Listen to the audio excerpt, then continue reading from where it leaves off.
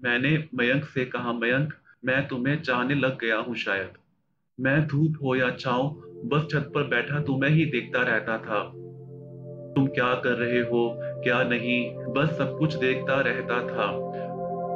मुझे मुझे तुमसे प्यार हो गया है, और ये भी इत्तेफाक तो देखो कि तुम भी गे हो।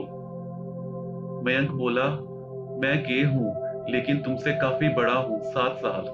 और तुम्हारी उम्र के लड़के प्यार का मतलब नहीं जानते। उनके लिए प्यार सिर्फ दिखावा है। वो कभी इसके साथ तो कभी उसके साथ सीरियस हो जाते हैं। प्यार की गहराई का तो तब पता चलता है जब वक्त बुरा हो।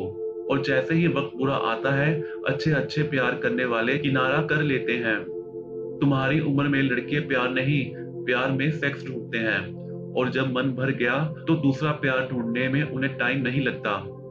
इसलिए तुम अभी ऐसी बातें ना करो। अभी इन बातों के लिए तुम छोटे हो। उसकी ये बातें सुनकर मेरी आंखें भर आई, और मैंने उससे कहा, शायद तुम ठीक बोल रहे हो। हमारी गे कम्युनिटी में सच्चा प्यार तो क्या, अच्छी दोस्ती भी मुश्किल से मिलती है। फोटो भेजने से प्यार शुरू होता है, और वीडियो चैट के बाद प्यार खत्म हो जाता है। लेकिन सारी उंगलियां एक बराबर तो नहीं होती। मैंने देखे हैं ऐसे कई खुशनसीब जो 10-10 साल से एक साथ हैं और खुश हैं। मुझे नहीं पता तुम्हें इतनी कड़वी बातें क्यों कही। शायद हो सकता है तुम्हारे साथ कुछ ऐसा हुआ हो, लेकिन मैं जानता हूं कि मैं पहले भी लड़कों से मिल चुका हूं और डेट भी कर चुका हूं। लेकिन जो तुम्हें देखकर मुझे हुआ है, वो आज तक कभी किसी को देखकर नहीं हुआ।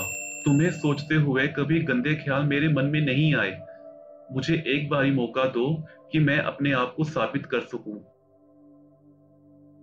मयंक चुपचाप उठा और बिना कुछ बोले चला गया।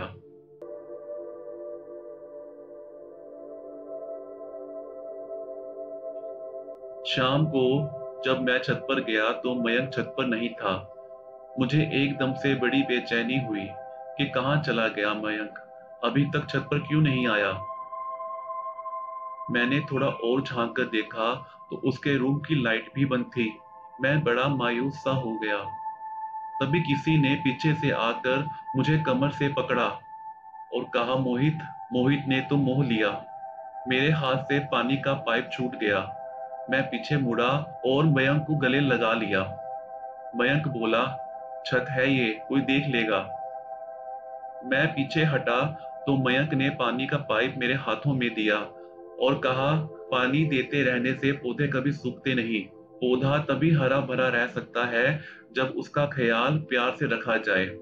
मैं समझ रहा था कि वो मुझे क्या समझाना चाहता है। तभी मेरी नानी ने आवाज लगाई, अरे मोहित, मोहित, तुम्हारी माँ का फोन आया है, आकर बात कर लो। मैं और मयंक दोनों नीचे आए।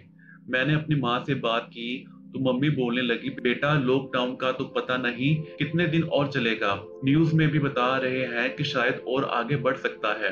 तू एक काम कर, अपना पास बनवा ले और गाड़ी लेकर किसी के साथ आ जा।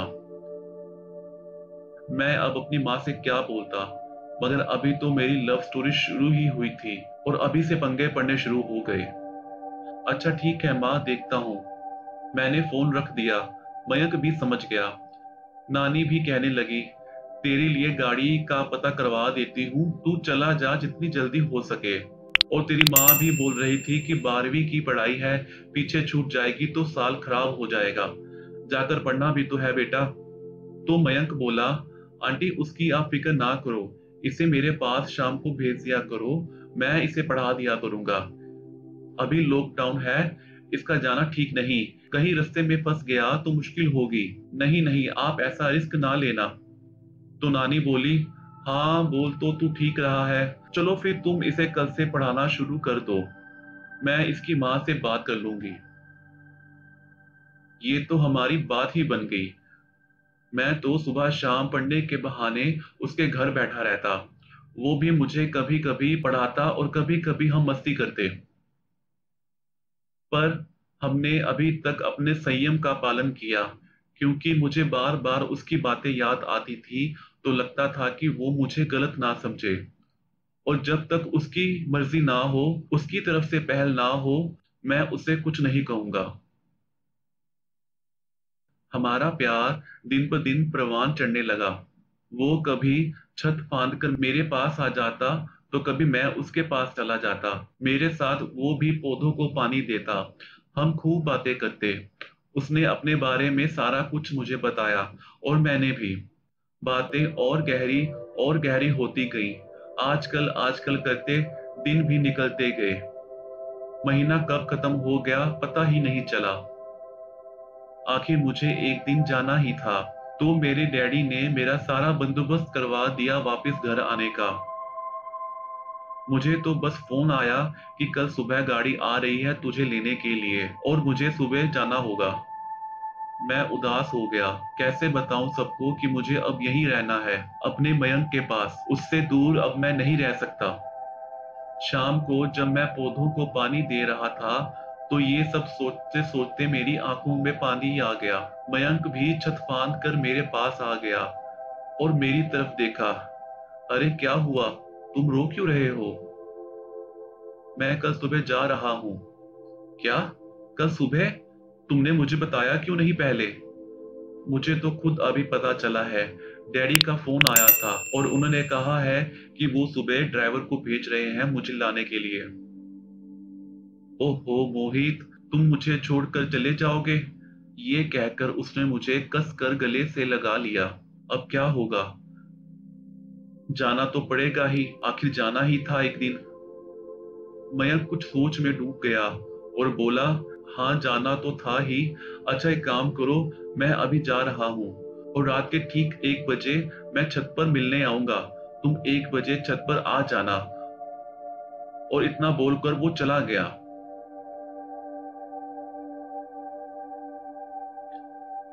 रात को 1 बजे जब सब सो गए, मैं धीरे से छत पर गया। बड़ी खामोशी और सन्नाटा था छत पर। चांद अपनी चांदनी बिखेर रहा था। मुझे आवाज आई जैसे कोई धीरे से बुलाता है, मोहित, मोहित। मैंने मुड़कर देखा तो मयंक था। मैं उसके पास गया। उसने कहा चलो मेरी छत पर। मैं थोड़ा घबरा रहा था कि कहीं कोई देख ना ले, कहीं हमें कोई चोर ना समझ ले। मैं उसकी छत पर पहुंचा तो उसने कहा, तुम एक काम करो, मेरे रूम में जाओ, मैं अभी वॉशरूम होकर आता हूं। मैं जैसे ही धीरे से उसके रूम की तरफ गया और लाइट ऑन की तो सारा कमरा उसने गुलाबों के फूलों से सजाया हुआ था। दीवारों पर उसने हमारी कई सारी फोटोज लगा रखी थी। मेरे पीछे से आकर उसने कहा, कैसा लगा सरप्राइज? मैं क्या बोलता, मुझसे तो कुछ बोला ही नहीं गया। मैं उसके गले लग गया और रोने लगा। उसने मुझे कहा, आज की रात रोने की नहीं है, हम आज की रात को यादगार बनाएंगे ताकि सारी उम्र हमें यह रात याद रहे। उसने मुझे बेड पर बिठाया, प्यार से चेहरे पर हाथ सहलाया, मेरे हाथों को चूमा, फिर गर्दन को, और उसके बाद होठों को, और उसके बाद मैं अपने होश में नहीं रहा।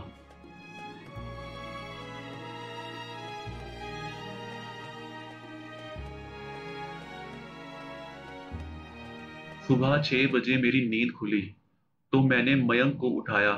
मयंक, मयंक उठो जल्दी, मुझे तो 7 बजे निकलना था।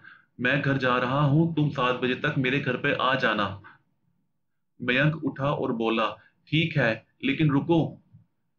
मैं रुका तो मेरे पास आया, मुझे प्यार से चूमा और बोला, अब जाओ। मैं जल्दी से रेडी हुआ। नानी ने मेरा सामान पैक किया और इतनी देर में ड्राइवर कार लेकर आ भी गया। लेकिन मयंक अभी तक क्यों नहीं आया? मेरे मामा जी ने सारा सामान गाड़ी में रखवा दिया। मैं उतावला होकर गली में देख रहा था कि अभी तक मयंक क्यों नहीं आया। उसी समय मयंक दूसरी तरफ से आ रहा था। मैंने पूछा, कहाँ रह गए थे तुम? तो बोला, तुम्हारे लिए कुछ लेने गया था, यह लो मेरी तरफ से तोहफा। अरे इसमें क्या है इतने बड़े डब्बे में? कहने लगा, घर जाकर खोलना, यहाँ नहीं। मैंने बॉक्स को गाड़ी में रखवा दिया। नानी से मिला तो नानी बोली, तेरी वजह से घर में बड़ी रौनक थी, सबका मन लगा हुआ था। तूने तो मेरे पौधों में जैसे जान डाल दी। इतनी सेवा की तूने पौधों की, कि पौधे लहलहा उठे हैं। मैंने मयंक की तरफ इशारा करते हुए नानी से बोला, नानी क्यों नहीं, आखिर इतने प्यार से मैंने पौधों को सींचा है। अब ध्यान रखना पौधों का, सूख ना जाए कहीं। नानी तो कुछ बोली नहीं। मयंक बोल पड़ा, कहने लगा, पौधा तब तक नहीं सूखेगा जब तक कोई और आकर इसके फल और फूल ना तोड़े। अगर इसका एक माली रहा तो ये जरूर फले फूलेगा। मैं मुस्कुराया और उससे गले मिला और धीरे से उसके कान में बोला, कल रात को फल और फूल दोनों ही तोड़ तो लिए, अब और क्या बचा है मेरे पास। तो हम दोनों इस बात पर खूब हंसे और उसने मुझे हंसते हंसते विदा किया। आज घर आए मुझे महीने से ऊपर हो गया है। वो मुझे रोज सुबह शाम फोन करता है, नानी के पौधों को पानी भी देता है और मुझे साथ साथ पिक्स भेजता रहता है। अरे हाँ, उसने जो बॉक्स मुझे जाते हुए दिया था उसमें एक गुलाब का पौधा था। मैंने वो गमला अपने रूम की बालकनी में रख लिया है और रोज उसे पानी देता हूँ, उसका खूब ध्यान रखता हूँ। तो दोस्तों, आपको भी ये बात समझनी पड़ेगी, सच्चे प्यार को ही सच्चा प्यार मिलता है। अगर आपके अपने मन में ही खोट है तो आपको भी वैसा ही कोई मिलेगा। याद रखना, पौधा लगाना ही नहीं होता, पौधे को समय समय पर पानी, खाद, गुड़ाई मिलती रहनी चाहिए। तभी आपका पौधा हरा भरा होगा और खूब फलों से लहलहाएगा। उम्मीद करता हूँ आपको मेरी बात समझ आ गई होगी। धन्यवाद।